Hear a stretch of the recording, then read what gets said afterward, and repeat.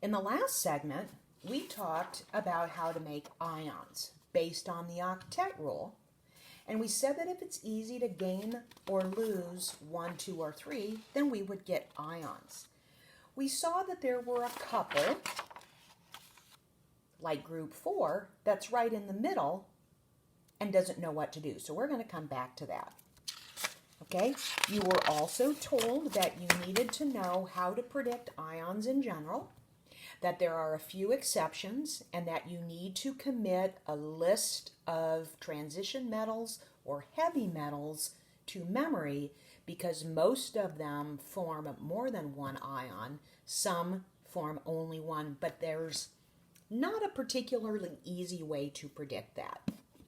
Okay, keep your periodic table handy because you're going to need it.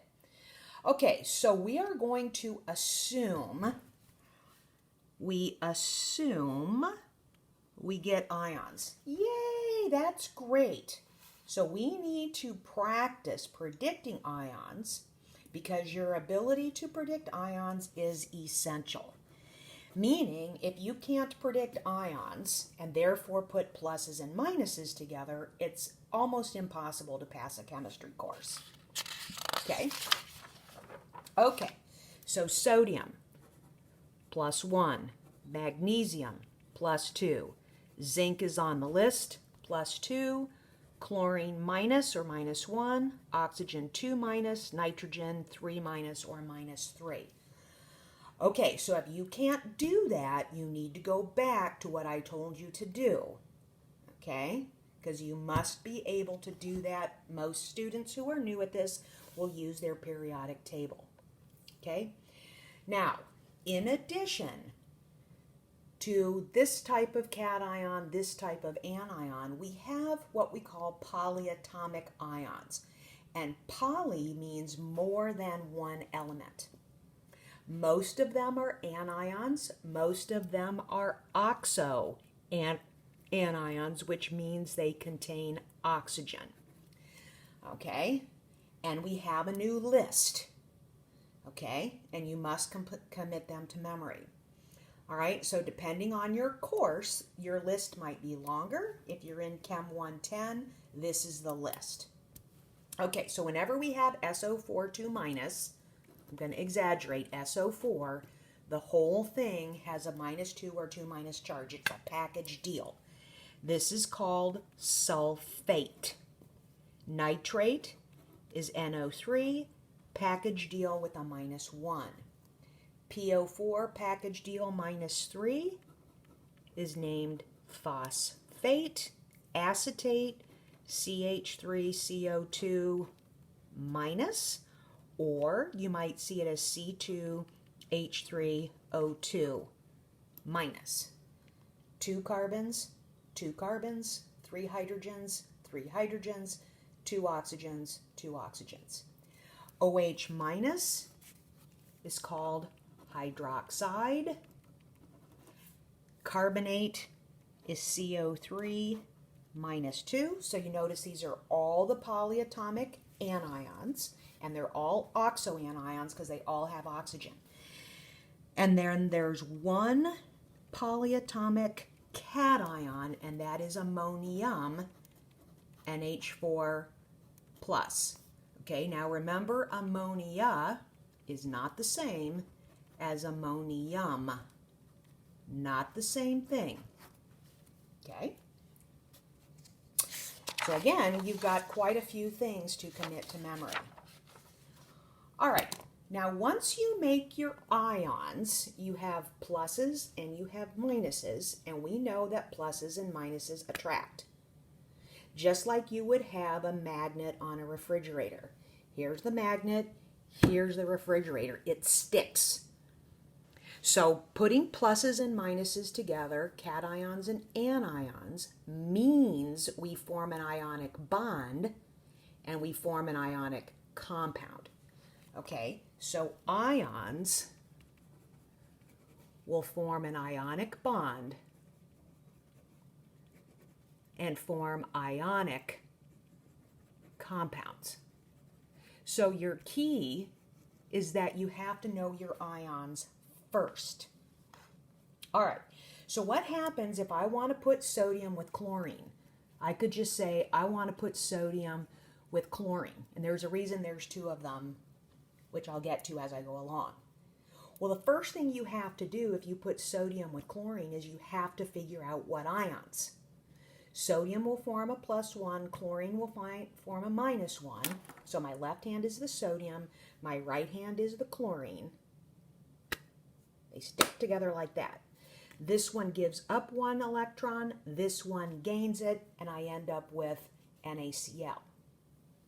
Now what happens if I want to put magnesium with chlorine? Well, magnesium is in group 2, which means it's going to lose 2 electrons and form Mg+2. Chlorine still forms a -1. So magnesium wants to get rid of 2 electrons. So my left hand is magnesium. I'm going to get rid of the 2 electrons. And now my left hand is magnesium +2. Chlorine is my right hand. Chlorine can only pick up 1.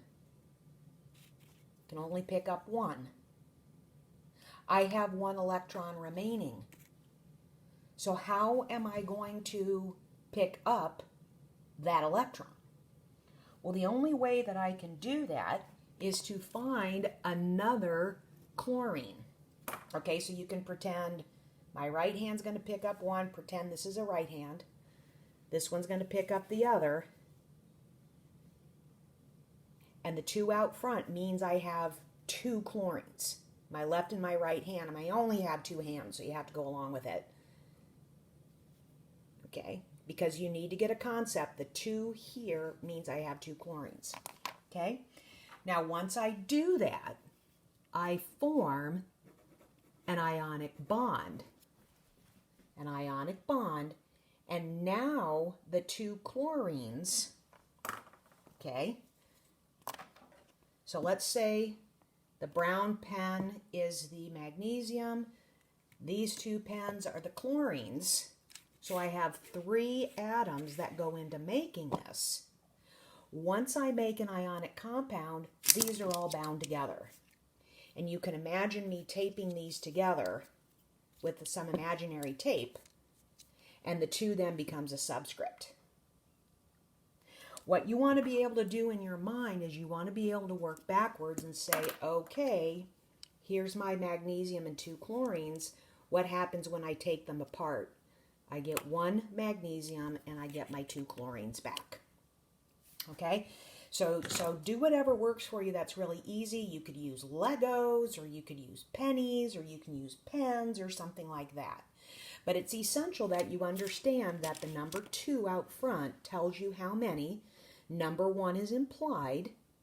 When it becomes a subscript, the 1 is implied. That tells you that the whole thing is bound together. Because what we have to do is we have to make our compounds, and then next we have to take them back apart. Okay? All right, let's try sodium. Oxygen. Okay, so oxygen is in group 6. It wants to be like neon, so it's going to gain 1, 2, which means it's a -2 charge. Okay? So my left hand is going to be the sodium, and I have 1 electron to give away to the oxygen that wants it. But oxygen doesn't want 1, it wants 2. So what's the only thing that's going to provide another electron? Well, what that means is I have to provide another sodium. I have to have 2 of them to provide the 2 electrons that my right hand, now the oxygen, my oxygen wants both of them. So the only way to make that work, 2 pluses, 2 minuses, is to put 2 sodiums into the formula. So what I end up with is Na subscript 2 with an O. Okay? So now 2 sodiums, 1 oxygen. Okay, so my pens are playing different roles. Sorry. Okay, so this is the sodium with the charges on it. This is the oxygen with the -2 charge on it. Now that I've made my ionic compound, pretend that I've taped this together. I've made this. Go backwards. Make sure you can visualize that you get 2 sodiums back and 1 oxygen. Okay, that's important moving forward.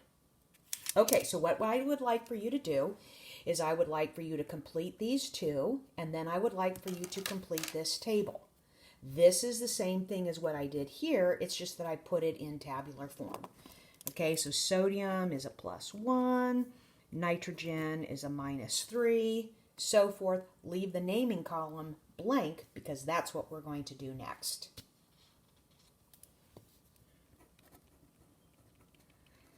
Practice at bare minimum at least 10 repetitions.